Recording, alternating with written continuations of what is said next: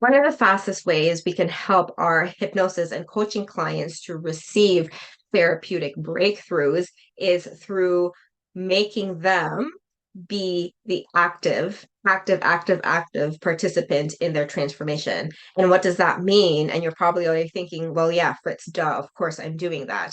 But hear me out here.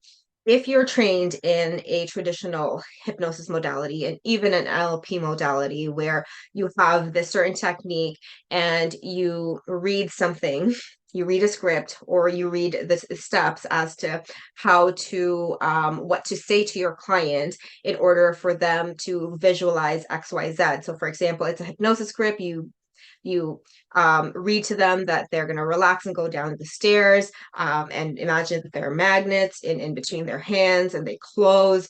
Or for NLP, something like the swish technique, where they visualize something and they swish that image out multiple times until they no longer feel that same emotional intensity with regards to that moment.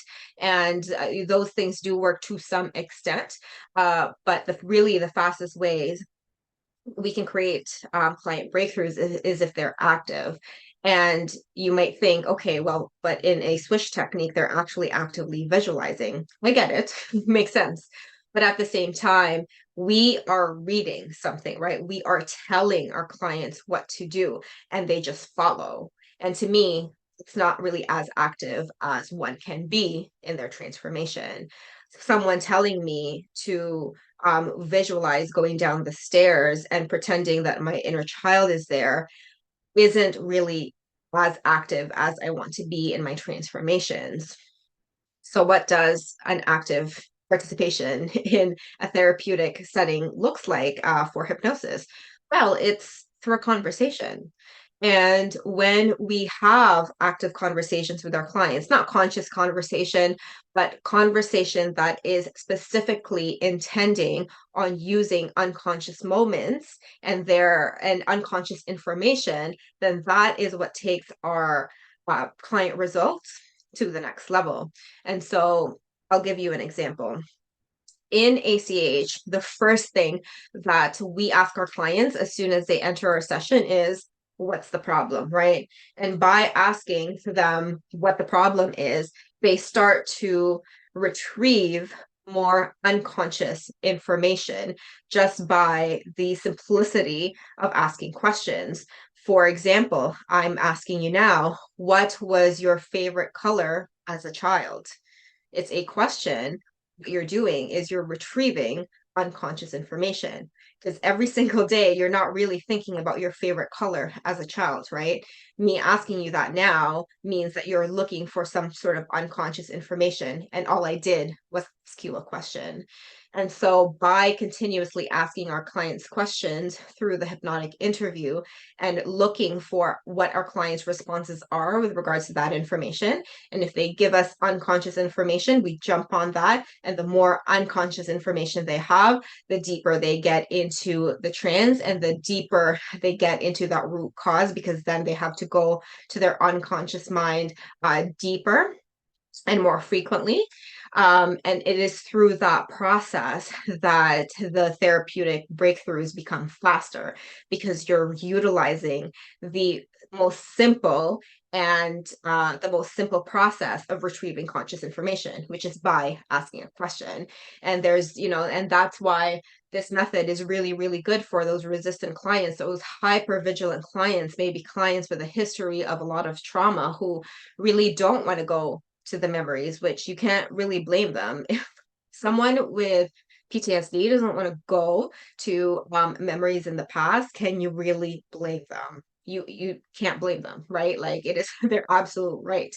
And it's absolutely normal for them to resist. And so, but that doesn't mean we can't help them, right? By just simply asking them questions, it allows for them to control how much information they give or not give.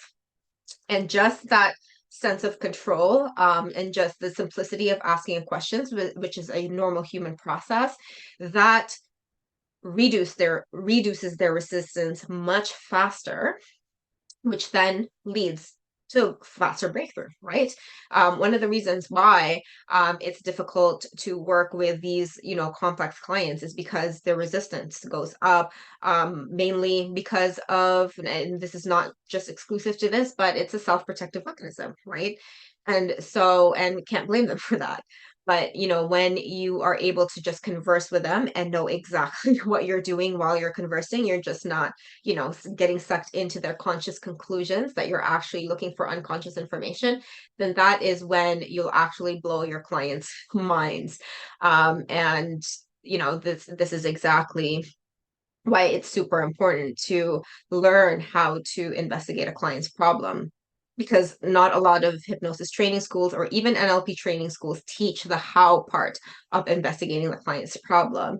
In ACH trainings, this is exactly what we teach, and all of our trainings, all of the different days, whether that be we do a 3-day or a 4-day, this is what we do. We teach our students how to investigate a client's problem and exactly what to look for, because this is what's missing in a lot of hypnosis training schools. You're just taught techniques. You are taught the things to say. These are the steps as to what the swish technique is. These are the steps. You could take people down the stairs, and then they go maybe down the beach, and then they pretend that they have magnets between their hands.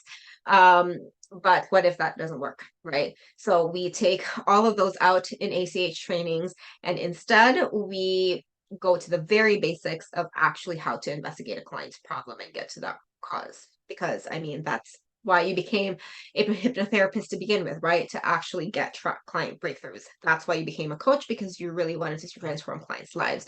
So why not focus on that skill set? And it's a skill set that we teach, not a technique. It's a skill set that only better over time because it's a skill set. So I hope that helped. If you have any questions, I will see you soon.